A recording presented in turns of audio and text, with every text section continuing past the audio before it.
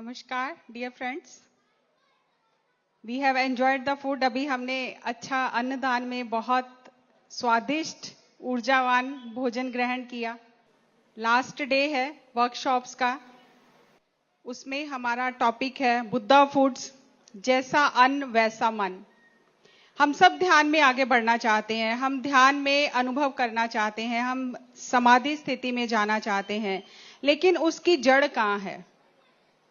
जैसा हम अन्न खाते हैं, जैसा हमारा भोजन होता है, उसी से हमारा मन बनता है। इसीलिए हमारे ग्रंथों में अन्न की बहुत महिमा की गई है कि आप किस तरह से अन्न को ग्रहण करते हो, कैसे आप अन्न खाते हो, कैसे आप उस अन्न को कमाई कैसे करते हो, किस भाव से उस अन्न को पकाते हो। वो सारी चीजें मिलके वो ऊर्जा उस अन्न में आ जाती है, और किस भाव से आप उस अन्न को दूसरों को खिलाते हो, तो वो सारी हर तरह की ऊर्जा हमारे अन्न में आ जाती है। लेकिन अगर हम ध्यान करते हैं तो हम अपने अन्न को और ज्यादा ऊर्जावान कर सकते हैं। और जितना हमारा खाना ऊर्जावान होता है, रुचिकर होता है, स्वादिष्ट होता है, उतनी हमारी आत्मा प्रसन्न होती है। और जो ये अन्न है, इसे पाक शास्त्र कहा गया है। ये एक विज्ञान है, पाक कला है और विज्ञान है।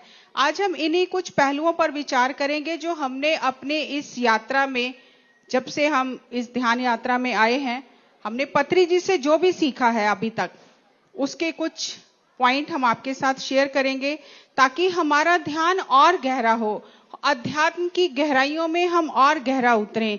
उसी विषय पर आज हम बात करेंगे, जैसा अन्न वैसा मन। क्योंकि जैसा हम भोजन ग्रहण करते हैं वैसा ही हमारा मन बनता है। उस भोजन की ऊर्जा से हमारा ऑरा और आभा मंडल बनता है, और वैसा ही हमारा व्यवहार हो जाता है। जितना जितना हम ज्यादा ध्यान करते हैं तो हमारे अंदर ये सारी समझ बूझ बढ़ जाती है। क्या खाना है, कब खाना है, कितना खाना है, कहां से खाना है, खाना जरूरी कितना है, कितनी मात्रा में भोजन ग्रहण करना है। जितना आप ध्यान करते रहते हैं, आपके अंदर से वो आत्म जागृति आने लगती है, और आपका जो खाना है वो पूरी तरह से बदल जाता है। ध्यान में आने से पहले आप जैसे थे, आप ध्यान में आकर वैसे नहीं रहते। आपका पूरी तरह से जीवन रूपांतरण हो जाता है। और बहुत हैरानी की बात है, जो मैं अभी महसूस किया है इन सालों में, कि आपका अन्न जो आप ग्रहण करते हैं, उसका पूरा अन्न का भी रूपांतरण हो जाता है। आपकी शरीर आपको बताने लगता है, आपकी आत्मा आपको बताने लगती है कि इस खाने में ऊर्जा है या नहीं है, ये खाना मेरे लिए अच्छा है कि नहीं है। हो सकता है वो खाना खाने में बहुत स्वाद हो, लेकिन उसके अंदर ऊर्जा ना हो। और अगर आप ऐसा खाना खाते हैं जो जीभ के लिए तो स्वादिष्ट है, मन करता है खाने के लिए, लेकिन उस खाने में अगर ऊर्जा नहीं है, आपने ऐसा खाना खा लिया तो आपका ध्यान नहीं लगेगा, आपके विचार बहुत ज्यादा आएंगे और आपको ध्यान करने के लिए बहुत मेहनत करनी पड़ेगी। लेकिन दूसरी ओर अगर आप किसी आत्मज्ञानी के हाथ का बना खाना खाते हैं, आप अगर ऊर्जावान खाना खाते हैं, आप शांत मन से स्वयं भोजन पकाकर, स्वयं के लिए, प्रेम से स्वयं के लिए खाना बनाकर खाते हैं, तो आप देखोगे वो खाना बहुत जल्दी हमारे शरीर में हजम हो जाता है, डाइजेस्ट हो जाता है, और हम ध्यान में बहुत जल्दी गहरे चले जाते हैं। और उन्हीं पहलुओं पर आज हम विचार करेंगे। हमारे ग्रंथों में ये कहा गया है कि ये 5 देवता हैं। आज हम महिला ध्यान महाचक्र में बात कर रहे हैं कि महिलाओं के अंदर बहुत शक्ति है, ऊर्जा है, वो परिवार को बदल सकती हैं, समाज को बदल सकती हैं, इस विश्व को बदल सकती हैं। वो हथियार क्या है उनके पास बदलने के लिए? वो उनका हथियार है उनका पाक शास्त्र, पाक कला। किस तरह से वो सिर्फ खाने के माध्यम से ही अपने घर की, पूरे परिवार की, आसपास की ऊर्जा को बदल सकती हैं। और हम अनजाने में, ना समझी में ऐसे काम करते हैं जो हमारी, जो खाने में जो तरंगे हम भेजते हैं खाना पकाते टाइम या देते टाइम, वो खाने की ऊर्जा को कम कर देती हैं। और जो वैसा खाना खाता है फिर हमारे परिवार पर उसका प्रभाव पड़ता है। हम सभी चाहते हैं कि हमारा घर में प्रेम बना रहे, शांति से रहे, हम सब मिलजुल कर रहें, पर रह क्यों नहीं पाते? क्योंकि कहीं ना कहीं उसकी जड़ें हमारे भोजन में हैं। कैसे हम भोजन खाते हैं, कैसे हम भोजन पकाते हैं, कैसे हम भोजन देते हैं। तो शास्त्र में कहा गया है कि ये 5 देवता हैं। अन्न, जैसा कि आप देख रहे हैं, अन्न देवता है। अभी आप अन्नदान में जाते हैं तो वहां पर ये बार बार बोला जाता है, अन्नम पर ब्रह्म स्वरूपम। अन्न जो है पर ब्रह्म का स्वरूप है। तो हमें उस अन्न में वो पर ब्रह्म स्वरूप कैसे है वो जानते हैं कि जो हम अन्न कहते हैं, चावल आटा जो हम खाते हैं अन्न के रूप में, वो उसे देवता कहा गया है ग्रंथों में। और पानी जल, उसे भी देवता कहा गया है। और तीसरा कहा गया है कि जो अग्नि है वो भी देवता है।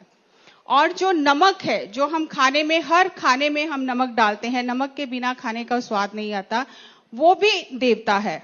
और घी, जिसका हर एक भोजन में पहला जो हम सामान डालते हैं, जो सामग्री डालते हैं, वो घी डालते हैं, तो घी को भी देवता कहा गया है। अब एक गृहिणी जब भोजन पकाती है तो वो खाली भोजन ही नहीं पका रही है, वो इन 5 देवताओं से वार्तालाप कर रही है, वो इन 5 देवताओं की ऊर्जा का इस्तेमाल कर रही है। और अगर आप, देवता का क्या काम है, कोई भी आप उससे वरदान मांगे, वो क्या कहेगा? तथास्तु। जो भी वरदान मांगे, वो आपको ये नहीं कहेगा कि ये वरदान मांग रहे हो या इससे आपको कष्ट होगा या इससे आपको फायदा होगा, कुछ नहीं कहेंगे। आप मांगते जाओ, वो तथास्तु करते रहेंगे। और हमारी रसोई में ये 5 देवता हैं जो बार बार हमें तथास्तु तथास्तु तथास्तु कर रहे हैं। तो हम कैसे उनका उपयोग कर रहे हैं, उनकी ऊर्जा को हम कैसे ग्रहण कर रहे हैं, किस तरह से हम उनसे वार्तालाप कर रहे हैं, वो सारी ऊर्जा हमारे खाने में चली जाती है। और जब हमारा परिवार उस खाने को खाता है तो वो सारी ऊर्जा उस परिवार में चली जाती है और पूरे परिवार का एक सामूहिक आभा मंडल होता है, तो वो उससे प्रभावित होता है। अगर हम खाना बनाते समय नकारात्मक बातें करते हैं, आजकल हम बहुत ज्यादा फोन का इस्तेमाल करते हैं, हम कुछ ना कुछ सुनते हुए, किसी से बात करते हुए खाना पकाते हैं, किसी के घर झगड़ा हो गया, हमें उसकी पूरी स्टोरी पता चलती रहती है फोन पे, और उधर हम खाना पका रहे हैं। तो हम जब उन देवताओं से वार्तालाप कर रहे हैं जो हमें दिखाई नहीं दे रहे हैं, हम उनसे क्या मांग रहे हैं? हमें अपने परिवार के लिए शांति चाहिए, प्रेम चाहिए, लेकिन जो वार्तालाप कर रहे हैं अशांतिपूर्ण वार्तालाप कर रहे हैं, अप्रेमपूर्ण वार्तालाप कर रहे हैं। दूसरों के घर के झगड़े को हम वहां पर बात कर रहे हैं खाना पकाते समय, या कोई क्रिमिनल मूवी देख रहे हैं, या कोई जासूसी सीरियल देख रहे हैं। तो वो सारी नकारात्मक ऊर्जा जो हम ग्रहण कर रहे हैं वातावरण से, वो सारी खाने में चली जाती है। हमने तो अन्न को परब्रह्म स्वरूपम माना ही नहीं, हमने ये जाना ही नहीं कि ये देवता हैं जो हम हमारे साथ वार्तालाप कर रहे हैं, और इनके मिलन से, इन 5 के मिलन से हमारा खाना ऊर्जावान बनेगा। और अगर हम शांत मन से ध्यान करके पूरी जागरूकता के साथ खाना बनाते हैं कि जो भी ये खाना खाए प्रेम पूर्ण रहे, उसका मन शांत हो, उसकी आत्मा ऊर्जावान हो, तो जब आप इस भाव से खाना बनाएंगे कि ये अन्न पर ब्रह्म स्वरूपम है, मैं इस समय पर ब्रह्म से बात कर रही हूं, मैं पर ब्रह्म की ऊर्जा को ले रही हूं अपने परिवार के लिए, तो आपके खाने की गुणवत्ता ही बदल जाएगी। आप अपने पूरे परिवार की ऊर्जा को सिर्फ खाने के माध्यम से चेंज कर सकते हैं, और ये हमारे हाथ में है, हम कर सकते हैं। क्योंकि हमें इन सब चीजों का पता नहीं है, हम भूल चुके हैं इस ज्ञान को। तो हमें आप पत्री जी बार बार ये याद करा रहे हैं कि खाना कैसा होना चाहिए। इसीलिए आप देखते हैं कि पत्री जी जहां भी किसी के घर जाते हैं, वो स्वयं खाना पकाने लग जाते हैं। क्यों? क्योंकि खाने की ऊर्जा का बहुत ज्यादा प्रभाव पड़ता है। और जब पत्री जी अपने हाथों से खाना बना के पूरे ध्यानियों को खिलाते हैं, उस परिवार को खिलाते हैं, तो उनकी ऊर्जा बदल जाती है। तो इसलिए जब हम खाना बना रहे हैं तो हम इस बात का विशेष ध्यान रखें कि हम देवताओं से वार्तालाप कर रहे हैं। हम केवल खाना नहीं बना रहे, हम अपने परिवार के लिए उनसे मांग रहे हैं, आशीर्वाद मांग रहे हैं। अपने जो हमारे अंदर का वार्तालाप चल रहा है उस माध्यम से उनसे आशीर्वाद मांग रहे हैं, और उनका काम है तथास्तु तथास्तु करते रहना। तो आप अपने परिवार के लिए क्या मांग रहे हैं? क्या प्रेम मांग रहे हैं, शांति मांग रहे हैं, या दूसरों की झगड़ों में पड़कर उस खाने में वो ऊर्जा डाल रहे हैं? तो हमें जागरूकता के साथ खाना बनाना है। और ये बहुत सारी ऐसी कथाएं हैं जिसमें खाने के बारे में बताया गया, और जो सिद्ध पुरुष होते हैं, संत होते हैं, जो गुरु अवतार होते हैं, वो कभी भी यहाँ वहां किसी के हाथ का बना खाना नहीं खाते हैं, क्योंकि उन्हें खाने की ऊर्जा पता है। उन्हें वो पता है जो हम अपनी आंखों से देख नहीं सकते। हम सिर्फ स्वाद देखते हैं, रंग देखते हैं, लेकिन ऊर्जा का हमें पता नहीं। क्योंकि अब हम ध्यान कर रहे हैं, ऊर्जा को समझ रहे हैं, तो आज हम उन चीजों को समझ सकते हैं और उन्हें जीवन में उतार सकते हैं। तो ऐसा ही आपने सुना होगा कि जो गुरु नानक गुरु हुए हैं, तो वो एक गांव में गए और उस गांव में एक गरीब के घर में वो रुके और वो गरीब के घर में खाना खाते थे, जिसके पास सुबह का खाना है और रात का खाना, दिन का खाना नहीं है। और खाना भी क्या है? सूखी रोटी और कुछ भी नहीं है उसके पास। लेकिन वो ध्यानी है, वो आत्मज्ञानी है, उसके पास और कुछ नहीं है, लेकिन वो पर ब्रह्म का जो ज्ञान है वो उसके पास है। और वहीं उस गांव में एक सरपंच था, उसने वहां पर ब्रह्म भोज किया, सभी ब्राह्मणों को बुलाया, बहुत बड़ा भंडारा किया, कई प्रकार के व्यंजन बनाए और गुरु नानक को बोला कि आप आकर मेरे व्यंजन ग्रहण करो, मेरा ये ब्रह्म भोज ग्रहण करो। तो गुरु नानक नहीं गए। दूसरी बार फिर बुलाने गए, फिर नहीं गए। तीसरी बार फिर गए बुलाने, तो गुरु नानक गए और उन्होंने कहा कि क्या खिलाना चाहते हो?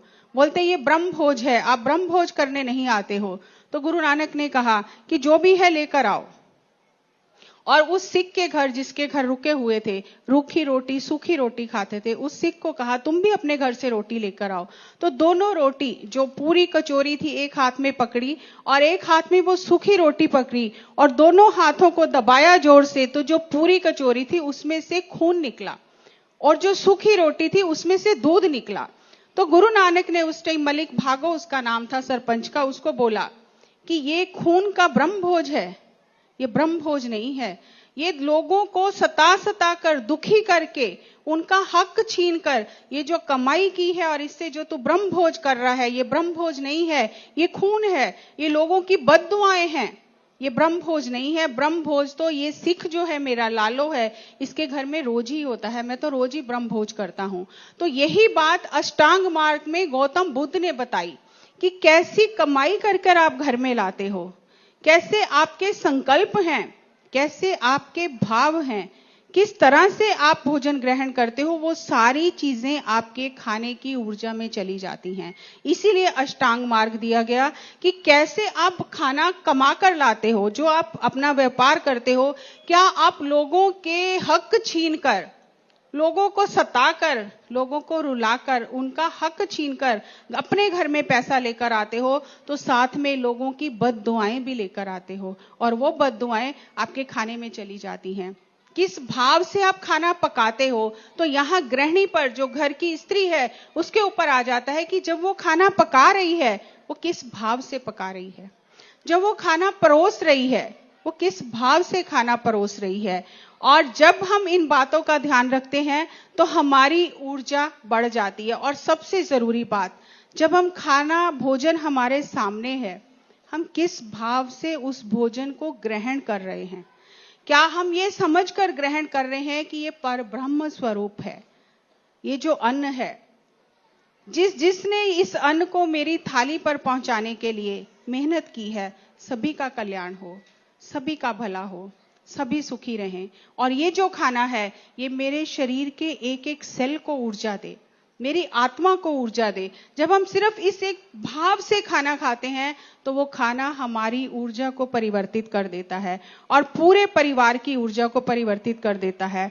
आजकल बहुत रिसर्च हुई है, अभी भी रिसर्च हो रही है और विदेशों में भी, भारत में भी बहुत रिसर्च हो रही है कि जो लोग खाने का संयम रखते हैं, उनके ऊपर उम्र का प्रभाव कम हो जाता है, उन्हें बीमारियां कम लगती हैं और वो बहुत लंबे समय तक जीवित रहते हैं और स्वस्थ रहते हैं। तो हम अपने खाने को, उसकी ऊर्जा को किस तरह से बढ़ा सकते हैं? हम पिरामिड से चार्ज कर सकते हैं अपने खाने को। हम पानी जो पीते हैं, उस पानी को पिरामिड से चार्ज कर सकते हैं। और सबसे जरूरी चीज जो हमारे खाने में नमक पड़ता है, हम अपने नमक के ऊपर, उसके अंदर छोटा पिरामिड रख सकते हैं और उस पिरामिड एनर्जी से उस नमक को हम चार्ज कर सकते हैं। अपने पावरफुल थॉट से उस खाने को चार्ज कर सकते हैं। हम जो शब्द बोल रहे हैं उन शब्दों से उस खाने को चार्ज कर सकते हैं। अगर हम इन छोटी छोटी बातों का ध्यान रखें तो जैसा ऊर्जावान हमारा खाना बनेगा वैसा ही ऊर्जावान हमारा मन होगा, और जैसा हमारा मन होगा वैसा ही हमारा आभा मंडल होगा। और जहां भी हम खड़े हो जाएंगे आभा मंडल हमारा जैसा होगा, हम अपने जीवन में वैसे ही लोगों को आकर्षित करेंगे। हम चाहते हैं सब हमसे प्रेम से बात करें, सबके साथ हम मिलजुल कर रहें, लेकिन जब हमारा आभा मंडल नकारात्मक हो चुका है तो हम जहां भी खड़े हो जाएंगे वहां लोग हमसे प्रेम से बात नहीं करेंगे, मिलजुल कर नहीं रहेंगे, क्योंकि हमारा आभा मंडल ही ठीक नहीं है, हमारा आभा मंडल ही नकारात्मक है। और अगर हमें अपना आभा मंडल सकारात्मक करना है, चमत्कारिक करना है, तो हमें जहां ध्यान कर रहे हैं वहां हमें पिरामिड एनर्जी को यूज करना है और अपने संकल्प जो हैं, हमारे विचार जो हैं, उन्हें चमत्कारिक रखना है, चमत्कारिक शब्दों का इस्तेमाल करना है, शांत मन से खाना बनाना है और शांत मन से खाना खिलाना है। हार्वर्ड यूनिवर्सिटी के वैज्ञानिकों ने रिसर्च किया कि जो रेनबो कलर्स होते हैं, जो 7 रंग होते हैं, 7 रंग हमारे अंदर जो 7 चक्र हैं उनको बहुत प्रभावित करते हैं। अगर हम अपने खाने में 7 रंगों का इस्तेमाल करते हैं तो हमारे जो ऊर्जा केंद्र होते हैं वो सशक्त हो जाते हैं, ऊर्जावान हो जाते हैं। तो इस पर वैज्ञानिकों ने 10 साल तक रिसर्च किया कि हमारे खाने में जो हमें कुदरत ने इतने सुंदर फल सब्जियां दी हैं विभिन्न रंगों की, अगर हम मौसम के अनुसार उन फल और सब्जियों का उपयोग करते हैं तो हमारे अंदर के जो ऊर्जा चक्र है वो जागृत हो जाते हैं। अगर हम जामुनी रंग के फल खाते हैं, जैसे जामुन है, बैंगन है, जामुनी रंग के फल खाते हैं तो हमारी जो बुद्धि है, जो हमारी मेमोरी है, सोचने समझने की शक्ति है, वो बढ़ जाती है। और अगर हम ब्लू रंग के, जैसे ब्लूबेरी होती है, बहुत सारे फ्रूट हैं जो ब्लू कलर में आते हैं, नीले रंग के, अगर हम नीले रंग के फल खाते हैं तो हमारा जो मूड है वो बहुत अच्छा रहता है और मेमोरी जो है, याददाश्त हमारी बहुत बढ़ जाती है। अगर हम हरे रंग के फल और सब्जियां खाते हैं तो हार्ट डिजीजेज जो होती हैं वो कम हो जाती हैं और हमारा जो आजकल बहुत कॉमन जो कैंसर हो गया है तो वो उसकी जो संभावना कम हो जाती है। अगर हम पत्तेदार हरी सब्जियों को ज्यादा खाते हैं, अगर हम पीले रंग की सब्जियों को खाते हैं, पेठा होगा, जैसे पंपकिन होता है जिनमें पीला रंग होता है फल और सब्जियों में, उससे हमारा जो डाइजेशन सिस्टम है, हमारे पेट के जितने भी अंदर हमारे अंग हैं वो सारे स्वस्थ रहते हैं और सही मायने में सही तरीके से काम करते हैं। अगर हम संतरी रंग, ऑरेंज कलर के, जो जैसे ऑरेंज है, ऑरेंज कलर के अगर हम फल और सब्जियां का इस्तेमाल करते हैं तो हमारा जो प्रजनन तंत्र है वो बहुत बढ़िया तरीके से काम करता है। और अगर हम लाल रंग के फल और सब्जियों का इस्तेमाल करते हैं तो हमारी इम्यूनिटी को, चयापचय को वो बहुत ही मजबूत कर देता है। आज हम क्यों बीमार होते हैं? क्योंकि हमारा जो मेटाबॉलिक सिस्टम है, इम्यूनिटी सिस्टम है, वो स्ट्रांग नहीं है, वो कमजोर हो गया है। अगर हम अपने खाने में इन 7 रंगों का इस्तेमाल करें तो हमारे अंदर की ऊर्जा बढ़ जाएगी और हम बहुत सशक्त रहेंगे, ऊर्जावान रहेंगे। तो बाहर से कोई भी वायरस, कोई भी बैक्टीरिया हमारे ऊपर अटैक नहीं कर पाएगा। और अगर हम सफेद रंग के फल और सब्जियां खाते हैं, जैसे बहुत सारे ऐसे फल सब्जियां होते हैं, जैसे एप्पल है, सेब है, बाहर से लाल रंग का है, अंदर से सफेद है, नाशपाती है, बाहर ग्रीन रंग है, हरा रंग है, अंदर सफेद रंग है। अगर हम ऐसे फल सब्जियां खाते हैं जिनमें अंदर सफेद रंग होता है, और ऐसी फल और सब्जियां खाने से हमारा जो दिल का दौरा पड़ता है जैसे लोगों को, उसका रिस्क बहुत कम हो जाता है, उसकी संभावना कम हो जाती है। आज वैज्ञानिक ये बता रहे हैं कि खाने में अगर आप 7 रंगों का इस्तेमाल करते हो, बचपन से ही बच्चों को हर रंग का फल और सब्जी खाने के लिए बताते हो साइंटिफिक तरीके से, तो बचपन से ही उनका इम्यूनिटी सिस्टम जो है वो बहुत स्ट्रांग रहेगा और वो जल्दी जल्दी बीमार नहीं होंगे। बाहर से कोई भी वायरस और बैक्टीरिया हमारे ऊपर तभी अटैक करता है जब अंदर से हम कमजोर हो जाते हैं। डॉक्टरी भाषा में कहा जाए तो डॉक्टर कहता है इम्यूनिटी सिस्टम कमजोर हो गया है। लेकिन अगर हम ऊर्जा के स्तर पर बात करें तो हमारी अंदर की ऊर्जा कम हो गई है, प्राण ऊर्जा कम हो गई है, हमारे भाव अच्छे नहीं हैं, हमारी सोच अच्छी नहीं है, हम जिन शब्दों का उपयोग कर रहे हैं वो अच्छे नहीं है। मैं एक उदाहरण देती हूं। आपने सब्जी बनाई, बहुत प्यार से खाना बनाया, आपने बच्चे को खाना परोस कर दिया, देखते ही उसने कहा ये तो मैं नहीं खाऊंगा, ये क्या बना दिया। तो आपने वो जो एनर्जी आई थाली में, अन्नम पर ब्रह्म स्वरूपम, उसको वहां से वापस भेज दिया। मुझे नहीं खाना, मुझे ये पसंद नहीं है, ये क्यों बना दिया। तो उस एनर्जी का आपने कोई रिगार्ड नहीं किया और आपने उस एनर्जी को वापस भेज दिया। अब अगर वो आप खा भी लेते हो, क्योंकि आपका भाव सही नहीं है, आपका विचार सही नहीं है, आपके शब्द सही नहीं है, तो उस खाने से कोई ऊर्जा नहीं मिलेगी। वो खाना आपके शरीर में जाकर भी आपको ऊर्जा नहीं देगा। हमें खाने से ऊर्जा लेने का ढंग पता होना चाहिए। इसलिए हमें पत्री जी बार बार ये बात बताते हैं कि आप क्या खा रहे हो, कितना खा रहे हो, कैसे खा रहे हो, किसके हाथ का खा रहे हो। ये बहुत जरूरी है कि कौन बना रहा है खाना। अगर कोई मांसाहारी शाकाहारी भोजन भी बनाता है तो उसकी वाइब्रेशन उस भोजन में चली जाती है, और अगर कोई ध्यानी उस भोजन को खाता है तो उसका ध्यान में मन नहीं लगेगा, उससे बैठा ही नहीं जाएगा ध्यान में। और अगर वो बैठ भी गया तो उसे इतने विचार आएंगे कि वो खुद परेशान हो जाएगा। और जब वो अपने अंदर इस बात का चिंतन करेगा कि ऐसा क्यों हुआ, अभी तक तो मेरा ध्यान सही हो रहा था, आज क्यों सही नहीं हो रहा, तो आपको पता चलेगा कि आपने किसी मांसाहारी के हाथ का खाना खाया है और उसकी वाइब्रेशन आपने ले ली है, इसलिए आपका ध्यान में मन नहीं लग रहा। तो दोस्तों, जितना हमारा खाना हल्का होगा, ऊर्जावान होगा, स्वादिष्ट होगा, रुचिपूर्ण होगा, उतना ही हम ध्यान में जल्दी गहरे चले जाएंगे। जितनी जल्दी हमारा खाना पच जाएगा, हमारे पेट में ज्यादा समय तक खाना रुकेगा नहीं, उतनी जल्दी हम ध्यान में चले जाएंगे। लोग कहते हैं हमसे ध्यान में बैठा नहीं जाता, विचार बहुत आते हैं, बॉडी पेन्स बहुत होते हैं। क्या कभी हमने सोचा कि इसकी जड़ कहां पर है? कहीं खाने की वजह से तो ये सब नहीं हो रहा, हम ध्यान भी बहुत कर रहे हैं लेकिन फिर भी हमें बहुत मुश्किल हो रही है।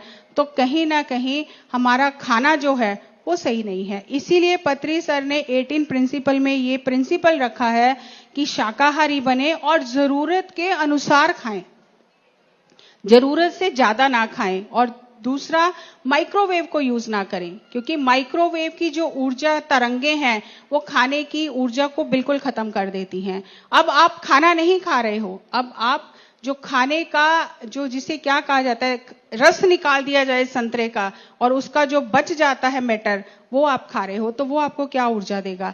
तो अगर आप माइक्रोवेव में खाना बनाकर खाते हो तो आप खाना नहीं खा रहे हो। ये खाना आपके शरीर से पचने के लिए ऊर्जा ले लेगा, प्राण ऊर्जा, और आपका ध्यान में मन नहीं लगेगा, आपको बहुत दिक्कत होगी बैठने में। और अगर आप गार्लिक खाते हैं, लहसुन का प्रयोग करते हैं, तो आपका ध्यान में मन नहीं लगेगा। आप इतनी मेहनत करते हैं, 2-2, 3-3 घंटे ध्यान में बैठते हैं और फिर उठकर आप गार्लिक खा लेते हैं, तो आप वापस वहीं पर चले जाते हैं जहां से आपने शुरू किया था। क्योंकि लहसुन जो है वो नकारात्मक फोर्सेस ने, नकारात्मक ताकतों ने बनाया, असुरी शक्तियों ने बनाया है। और हमारे भीतर भी नकारात्मक और सकारात्मक दोनों तरह की चीजें होती हैं। तो जब हम लहसुन का प्रयोग करते हैं तो वो बढ़ जाता है। नकारात्मक चीजें हमारे अंदर, नकारात्मक भाव, नकारात्मक भावनाएं, विचार, वो ज्यादा आने लग जाते हैं, तो हमारा ध्यान में मन नहीं लगता। इसलिए लहसुन का प्रयोग ना करें और ताजा खाना बनाकर खाएं, बासी खाना ना खाएं। क्योंकि जितना खाना फ्रेश होगा, ताजा होगा, उतनी आपको ज्यादा ऊर्जा देगा, आपकी आत्मा को तृप्त करेगा। और अगर आप अपनी आत्मा को तृप्त करने वाला खाना खाते हैं तो आप ऐसा ही है जैसा आप बहुत हल्के हो गए। आपने अपनी लाइट बॉडी को, कांति जो शरीर है आपका, प्रकाशमय शरीर जो है, आपने उसको एक्टिवेट कर लिया। और जब आपने अपने प्रकाशमय शरीर को एक्टिवेट कर लिया, भोजन को अच्छा लेकर, ऊर्जावान लेकर, तो आपके लिए ध्यान की गहराइयों में, समाधि में जाना बहुत आसान हो जाएगा। क्योंकि the lighter the food, lighter the vibration, you सोर हाई, उतना आप ऊंचा जाएंगे। जितना आप हल्के होंगे उतना आप जल्दी ऊंचा जाएंगे। तो जो भी ध्यानी मास्टर्स ध्यान कर रहे हैं वो अपने भोजन पर अवश्य ध्यान दें। और इसीलिए पत्री जी ने बुद्धा फूड नाम से एक YouTube पर प्रोग्राम शुरू करवाया, PMC हिंदी के माध्यम से, कि बुद्धा फूड का अर्थ क्या है, बुद्धा फूड क्या है, एक बुद्ध किस तरह का खाना खाते हैं, उस विषय पर विचार करने के लिए मैं आमंत्रित करती हूं अपने साथ दिल्ली से senior pyramid master Vasanta Shastri ji को कि वो मंच पर आए और उनके साथ हम पत्री जी का जो ये संकल्प है बुद्धा फूड्स का, वो क्या पत्री जी ने किस लिए ये शुरू किया और उसके पीछे उनका क्या कारण है, क्या हम संदेश लोगों तक पहुंचाना चाहते हैं, वो हम अब वसंता मैम से जानेंगे। और कोई प्रश्न हो तो आप लिखकर भेज सकते हैं। तो ये अभी थोड़ा हमारा प्रश्न उत्तर हमारा ये सेशन रहेगा। Thank you. Over to Vasanta ma'am. आप सभी को मेरा नमस्कार। जैसा मैडम ने अभी तक जो बनाया, खाना कैसे बनाना है, खाना कैसा होना है, ये सब चीज़ को ध्यान रखते हुए सर ने आई थिंक 2017 में जब हम लद्दाख में थे, लद्दाख पिरामिड का इनॉग्रेशन था, तब सर ने बोला था आपको बुद्धा फूड्स यूट्यूब चैनल चलाना है। खाना बनाना तो जानती थी, पर ये चैनल चलाना समझ नहीं आया मुझे। तब पत्री जी ने खाने की विशिष्टता को बताया। पूरे प्रपंच में हमारे जो पचड़ीज बोलते हैं उसको, चटनीज जो है साउथ के चटनीज, पूरे विश्व में एक दिन सभी लोग यही खाना खाएंगे। तो आप अभी से शुरू कर दीजिए। लोगों को पता, ध्यान तो कर रहे सभी, ऊर्जावान खाना लोगों को पता नहीं है। सो बुद्धा फूड्स होगा ऊर्जावान खाना and food for the soul. उस तरह से हमने शुरू किया था। खाना ऊर्जावान होना चाहिए, स्वादिष्ट होना चाहिए, रुचिपूर्ण होना चाहिए और पाक कला और विज्ञान दोनों है। तो पाक विज्ञान और कला जो है, हम ये समझते हैं कि हमने कोई बुक पढ़ ली जिसमें बहुत अच्छी अच्छी रेसिपी दी है, बहुत सारे मसाले डाल दिए खाने में, उसको पाक कला और विज्ञान कहा जाता है। तो मैडम आप हमें ये बताएं कि पत्री जी ने जो आपको बताया कि पाक शास्त्र क्या है, ये कला और विज्ञान कैसे है, उसके बारे में दर्शकों को कुछ बताइए। हम सोचते हैं खाना बनाना इस पाक शास्त्र, वो नहीं है। सब्जियां कैसे आता है, कैसे सब्जियां काटनी है, कहाँ से सब्जियां लेके आना है, कैसे बनाना, ये सब पाक शास्त्र होता है। उसके लिए ये कला है। सभी लोग, मैंने बहुत कम लोग इनको जानते हैं। जब तक हम ध्यान में नहीं आए थे, ये पाक शास्त्र हमें भी पता नहीं था। ऊर्जावान खाना नहीं पता था, टेस्टी खाना पता था, बट यहाँ पे आने के बाद पता चला ऊर्जावान खाना क्या होता है। ऐसा समझा जाता है कि अगर बहुत सारे मसाले डाल दिए जाएं खाने में तो खाना बहुत अच्छा बनेगा, बहुत टेस्टी बनेगा और बहुत हमें एनर्जी मिलेगी खाने से, एनर्जेटिक फूड बन गया। लेकिन हमने देखा कि पत्री सर जब खाना बनाते हैं तो बहुत ही सादे तरीके से सिंपल खाना बनाते हैं और खाना बनाने से पहले जैसे सब्जियों को काटते हैं उसका क्या इंपॉर्टेंस है, क्योंकि बहुत सारे घरों में ऐसा देखा जाता है कि सुबह अगर सब्जी बनानी है तो रात को ही काट के रख देते हैं कि बहुत काम है, खाना बनाना मतलब बहुत काम है। तो खाना बनाना बहुत बड़ा काम है, ऐसा सोचते ही कैसी ऊर्जा होती है? जो हम खाना बना रहे हैं पूरे घर के लिए एक ऊर्जा दे रहे हैं। ये बहुत ये दिव्य माना जाना चाहिए वो काम जो हो रहा है। तो शुरुआत से सब्जियां, पहले हम क्या करते थे, 10 दिन 15 दिन का सब्जियां इकट्ठा करके फ्रिज में रखते थे। जब ध्यान में आने के बाद, सर का देखने के बाद, कल के लिए आज सोचते हैं, क्योंकि ज्यादा लोग आ रहे हैं। तो अदरवाइज उस दिन का उसी दिन सब्जियां लेकर आना, ताजा सब्जी होना बहुत बहुत जरूरी है, नहीं तो उसमें प्राण ऊर्जा नहीं है। पहले ताजा सब्जियां लाना, उसको एक ही तरह से एकदम छोटे छोटे पीसेस में नहीं काटना, वो भी वेरी क्लियर। पत्री सर जब देखेंगे आप उनका खाना बनाते हुए, छोटे छोटे टुकड़े नहीं करना है, लंबे लंबे टुकड़ों में मोटा होना चाहिए ताकि वो पूरा पेस्ट ना हो जाए। सब्जी का लुक बदलना नहीं चाहिए, क्या सब्जी खा रहे हो उसके टेक्सचर भी सही होनी चाहिए। तो सर ये बहुत ध्यान रखते हैं। एंड जब आप कटिंग कर रहे हो, सब्जियों को काट रहे हो, उसी टाइम पे पूरा आपका ध्यान उसी के ऊपर होना चाहिए। आप करी मन में सोचते हुए, फोन पे बात करते हुए वो नहीं कर सकते। और एकदम ताज़ा सब्जियां जब आप खाना बना रहे हो उसी टाइम पे सब्जियां काट कर बनानी चाहिए सब्जी। जब हम सर के साथ होते हैं ट्रिप में, तो सर जब किचन में जाते हैं खाना बनाने तो हम भी साथ में हेल्प करने के लिए जाते हैं। तो सर हमें पहले किचन में जाने से पहले ही बोल देते हैं सब्जी धोकर रखना, काटना नहीं, मैं बताऊंगा कैसे काटना है। और सर हमें बताते हैं सब्जी कैसे काटनी है। और अगर सर ने बताया इतने साइज में काटनी है, क्योंकि हमें तो पता नहीं, इतनी आर्टिस्ट नहीं हम, कला हम समझते काट दिया बना दिया हो गया, तो अगर छोटी बड़ी हो जाती है तो सर देखते रहते हैं और उसी टाइम कहते हैं कि क्या कर रहे हो आप। जब आप सब्जी काट रहे हो आपका पूरा ध्यान सब्जी काटने में होना चाहिए। मुझसे तो छोटी बड़ी नहीं हो रही, आपसे कैसे छोटी बड़ी हो रही है। तो खाना बनाना एक कला कैसे है वो हमने पत्री सर से सीखा, और खाना बनाना एक विज्ञान कैसे है। तो उस विषय में मैं मैडम से पूछना चाहूंगी कि अधिकतर ऐसा होता है जब हम सब्जियां बनाते हैं तो हम बहुत सारी चीजें मिक्स कर लेते हैं। सब्जी में प्याज भी डाल दिए, टमाटर डाल दिए, अदरक डाल दिया और बहुत सारे मसाले डाल दिए और सब्जी बना ली। लेकिन सब्जी बनाना एक विज्ञान है, जैसे काटना एक कला है, एक आर्ट की तरह उसको लेना है। तो पत्री सर कहते हैं कि खाने में ज्यादा चीजें मिक्स नहीं करनी चाहिए, सिंपल खाना बनाओ ताकि जो सब्जी है उसका स्वाद आपको पता चले। तो उसके बारे में मैडम आप बताइए थोड़ा कि किस तरह से उस कोई भी एक सब्जी, मान लो आलू ही हम लेते हैं, तो किस तरह से उसको हमें पकाना चाहिए। हम बहुत सारे सब्जियों को मिक्स करके बनाते हैं। मैं स्पेशली मैं ध्यान से आने से पहले टमाटर हर चीज में डालती थी, क्योंकि मुझे लगता था मुझे टमाटर पसंद है, तो हर सब्जी में टमाटर जाता था। तो सर ने एक बार बताया कि हर चीज में टमाटर नहीं जाएगा, स्पेशली सांबार में। इससे कॉम्बिनेशन पता होनी चाहिए। तो मैंने सर से पूछा, सर कॉम्बिनेशन कैसे पता चले। It's an intuition, cooking is an intuition, आपको अंदर से आता है कौन सा कॉम्बिनेशन में फिट हो जाएगा। सो जब आप खाना बनाते वक्त खुद के साथ जुड़ जाता है, वो कंप्लीटली इमर्स होकर खाना बनाते हो, ये सब इंट्यूशन आपको आ ही जाता है। एंड जो भी जब बना रहे हो, किसी और दृष्टि नहीं, पूरा परिवार के लिए, जब जैसे मैडम ने अभी इतना वंडरफुली हमें प्रेजेंटेशन दिया है, पूरे परिवार के लिए खुशी चाहते हुए, पूरे परिवार के लिए अच्छेपन के लिए जब खाना बना उस भाव से हम खाना बनाते हैं, ऑटोमेटिकली आपका इंट्यूशन, आपकी भाव, हर चीज उसमें जुड़ जाती है।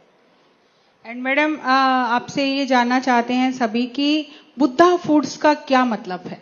बुद्धा फूड्स का मतलब क्या है, इन डेप्थ मीनिंग क्या है। बुद्धा फूड्स इज ऊर्जावान खाना। खाना तो सब लोग, बहुत लोग बनाते हैं, आपने देखा होगा बहुत सारे शोज हैं ऐसा खाना बनाने का। तो आप वो देखेंगे, हमारा बुद्धा फूड्स में देखेंगे ऊर्जावान खाना। फर्स्ट थिंग इज सब्जियां कैसे काटनी है, सब्जियां कैसे लेके आने से शुरू होता है हमारा। सब्जियां कैसे काटनी है, कब सब्जियां कैसे बनानी है, मेन थिंग वो बात है। अब बहुत सारे लोग जब तड़का बनाते हैं, तड़का बनाने के टाइम पे सरसों जीरा पहले डाल देते हैं, उड़द दाल बाद में डालते हैं। कि कौन सा चीज जितना टाइम तक पकता है पहले उसको डालना है, लंबा समय जो पकता है उसको पहले डालना है, बाद में जो कम समय लेता है उसको डालना है। सो ये सब चीज को, ये पाक शास्त्र को के ऊपर ये बुद्धा फूड्स बना गया है। तो हर एक चीज इसमें ऊर्जावान खाना, फूड फॉर द सोल। अधिकतर लोगों को ऐसा लगता है कि जो ऋषि मुनि होते हैं, जो साधना के मार्ग पर चलते हैं, ध्यान करते हैं, उन्हें उबला हुआ सादा खाना खाना चाहिए, उसे सात्विक खाना माना जाता है। लेकिन पत्री सर ने ये जो बुद्धा फूड्स शुरू किया है, इसमें इतना स्वादिष्ट खाना और इतना सादा खाना बनता है कि आप कोई भी अपने घर में खाना बना सकते हैं और आप अपने घर की ऊर्जा को उस खाने के माध्यम से बदल सकते हैं। तो ये जो बुद्धा फूड्स है, आप जरूर उसे देखिए, और जो उसमें रेसिपीज आती हैं वो बहुत सारी पत्री सर की फेवरेट रेसिपीज हैं। तो आप भी वो ऊर्जावान खाना अपने घर के लोगों के लिए बनाकर खिला सकते हैं। और एक सबसे जरूरी बात है, जैसे वसंता मैम है, इनका सेंटर है दिल्ली में, परिनिर्वाणा पिरामिड मेडिटेशन सेंटर, और पत्री जी जब आते हैं तो वहां पर रुकते हैं। और जब पत्री जी होते हैं तो बहुत सारे लोग, नए और सीनियर मास्टर, बहुत सारे लोग पत्री सर से मिलने आते हैं। अगर मुझे 11 साल हो गए ये देखते हुए कि जहां भी जिस घर में पत्री सर जाते हैं 60-70 लोग मिनिमम तो वहां पर होते ही हैं। ब्रेकफास्ट के टाइम पे, लंच के टाइम पे, डिनर के टाइम पे लोग होते ही हैं वहां पर उतने। तो वो उस समय क्या जब आपके घर में पत्री सर आते हैं, जब इतने लोग होते हैं आपके पास आते हैं, या पत्री सर की एब्सेंस में भी जब सेशंस होते हैं, बहुत सारे मास्टर्स आते हैं, प्रोग्राम करते हैं जब हम सेंटर पे, उस समय आपके मन में खाना क्या भाव आता है कि किस तरह से मुझे खाना परोसना है, या ठीक है आ गए तो चाय पानी पी के चले जाएंगे। ये तो मेरे फैमिली से मिला है सेवा। बचपन में मेरे माँ के घर पे भी एक आश्रम की तरह ही होता था, तो घर ऐसा ही है।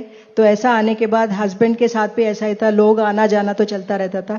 ध्यान में आने के बाद तो पत्री जी से मैंने पूछा, हर एक काम में मैं हूं, बट मेरा पर्पस क्या है मुझे पता नहीं था। मैं एक बार पूछा, सर मैं तो कर रही हूं बट वो सेटिस्फैक्शन नहीं मिल रहा है, मेरा पर्पस क्या है। मैं ध्यान में आने के बाद मेरे लाइफ का पर्पस क्या है, सर ने एक ही बात बोला, जो आपके घर में आता है उसको प्यार से खाना खिलाना।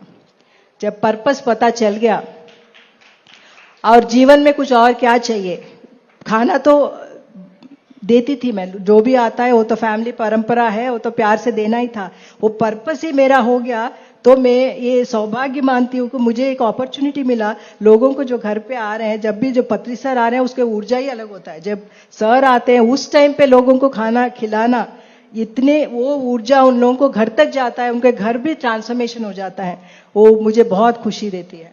एक चीज और है कि हमें भी बचपन से यही सिखाया गया कि घर में जब कोई भी आते हैं और वो जब सज्जन सांगत्य करते हैं हम या ध्यान करते हैं, तो ऐसा बिल्कुल भी नहीं होना चाहिए भाव मन में कि ये इसके लिए तो ज्यादा स्पेशल करना है और दूसरे के लिए ठीक है, बाकी सब खा रहे हैं तो खा रहे हैं।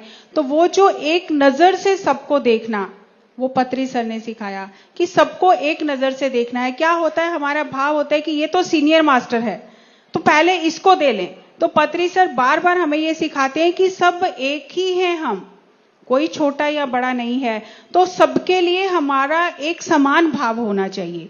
तो जब हम उस भाव से खाना खिलाते हैं, तो अभी हमने कितनी बार देखा है कि कभी भी चाहे कितने भी लोग आ जाते हैं घर में, जब पत्री सर होते हैं कभी कमी नहीं होती है।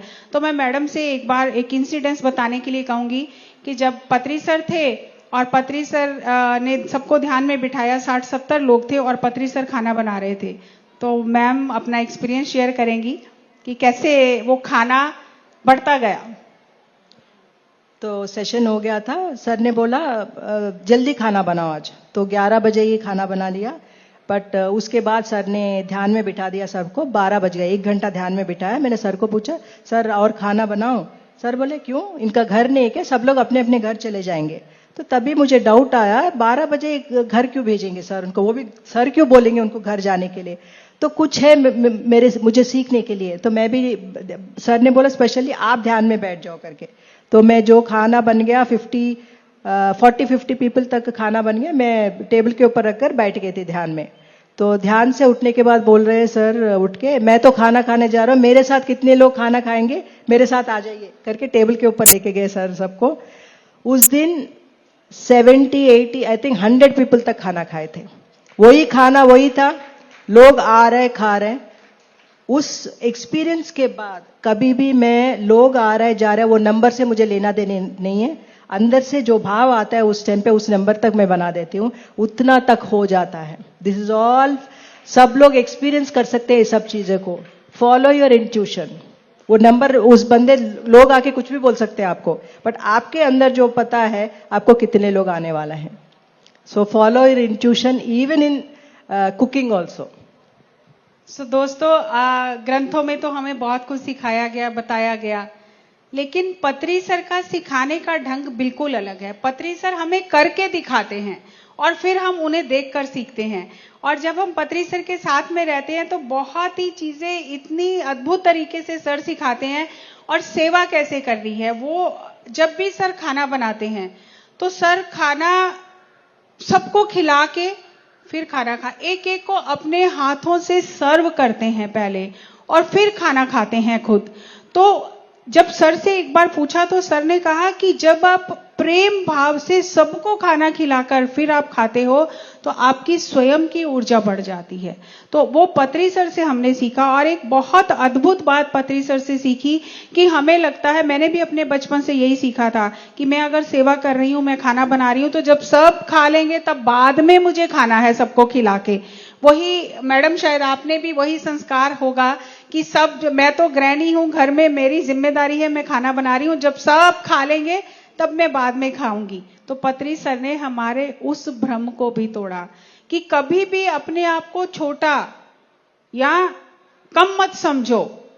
आपको मेरे साथ बैठकर खाना है। तो बहुत बार ऐसा हुआ कि पत्री सर ने साथ में बिठाकर जो घर की गृहिणी है सबसे पहले उसे खाना खिलाया।